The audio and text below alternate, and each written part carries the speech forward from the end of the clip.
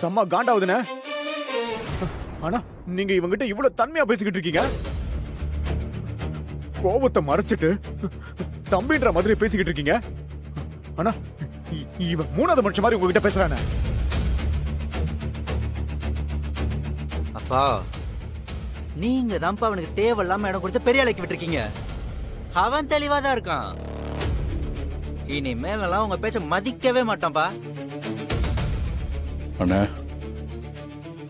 நான் ஏன் போக மாட்டேன்னு சொல்றேன்னு ஒரு வார்த்தை என்கிட்ட கேட்க மாட்டீங்களா? இவர்கிட்ட காரணம் வர கேட்பாங்க. என்னடா என்ன பெரிய காரணம்? கிளம்புனா கிளம்பி போயிட்டு இருக்கணும். என்னடா அமைதியா நிக்க?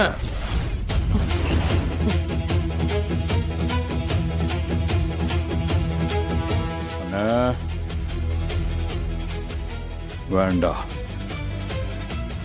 என்ன அடிக்கிற கை கிருபாண்ணன் கையா மட்டும் இருந்தாதான் என் கை அமைதியா இருக்கும்.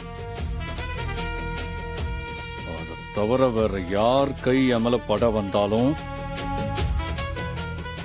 என் கை சும்மா இருக்காது. என்ன கர்ணா பேச்செல்லாம் ஒரு மாதிரி இருக்கு. இப்பெல்லாம் நடந்துகிட்டா ஒரு நிலைமை என்ன ஆகும் தெரியும்ல? ஹேய் விஸ்வா, பெரியவங்க பேசும்போது இப்படி குறுக்க பேசாதடா. நீ சின்ன பையன், உனக்கு இதெல்லாம் புரியாது.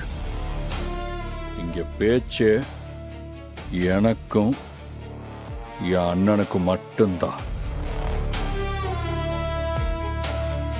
இதுல நீங்க யாரும் தலையிடாதீங்க. எதுவா இருந்தாலும் கிருபாண்ணா சொல்லட்டும்.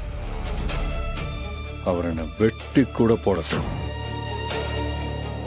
ஆனா அவருக்கு மட்டும்தான் அந்த ரைட்ஸ் இருக்கு. எனக்கு உன் மேல உரிமை இருக்கிற உண்மையிலே நினைச்சிருந்தா நான் சொன்ன அடுத்த செகண்டே என்ன ஏதுன்னு கேட்காம வசூலுக்கு கிளம்பி போயிருக்கணும். அண்ணா